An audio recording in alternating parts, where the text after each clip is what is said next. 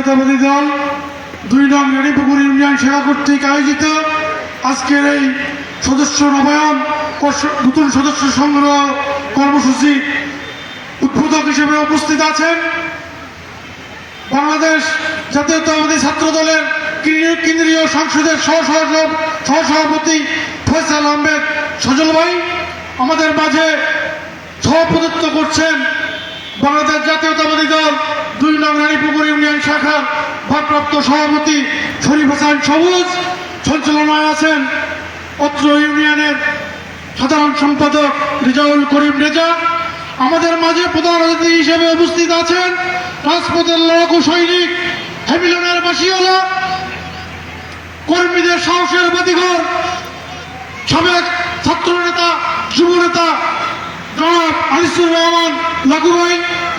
আমাদের মাঝে উপস্থিত আছেন প্রধান অতিথি, প্রধান বক্তা, বিশেষ বক্তা, বিশেষ অতিথিবৃন্দ, আমার সামনে উপবিষ্ট আমার ইউনিয়নের নেতাকর্মী বৃন্দ, সকলকে আমার প্রাণ প্রিয় সংগঠন বাংলাদেশ জাতীয়তাবাদী দল মিঠাপুকুর উপজেলা শাখার পক্ষ থেকে সবাইকে সালাম, আসসালামু আলাইকুম।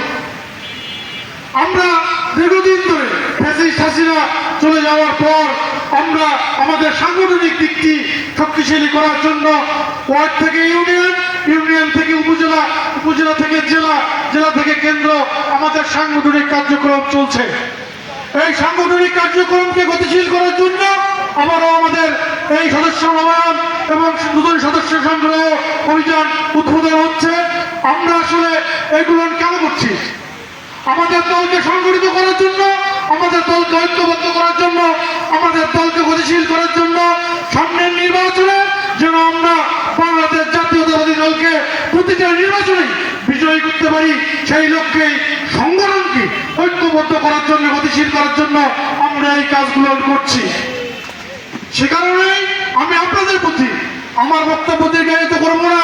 ফ্যাসিস্ট হাসিনা চলে যাওয়ার পর আমরা যে পরিশ্রমটা করেছি এবং ফ্যাসিস্ট হাসিনা থাকাকালীন অবস্থায় আন্দোলন সংগ্রামে আমার ইউনিয়নের লোকজন, এই মিঠাপুকুরের লোকজন যে রাজপথে থেকে যেভাবে ফ্যাসিস্টের বিরুদ্ধে আন্দোলন সংগ্রাম করেছে, সেটা অবশ্যই অবশ্যই আমি মনে করি যে অন্যান্য উপজেলার জন্য প্রেরণার দাবি রাখে।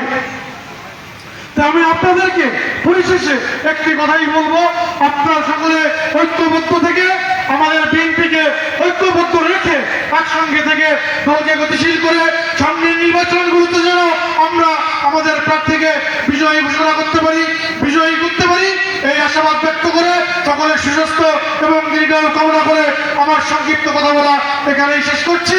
বাংলাদেশ জিন্দাবাদ, শহীদ জিয়া অমর, দেশনেত্রী বেগম খালেদা জিয়া জিন্দাবাদ, তারুণ্যের অহংকার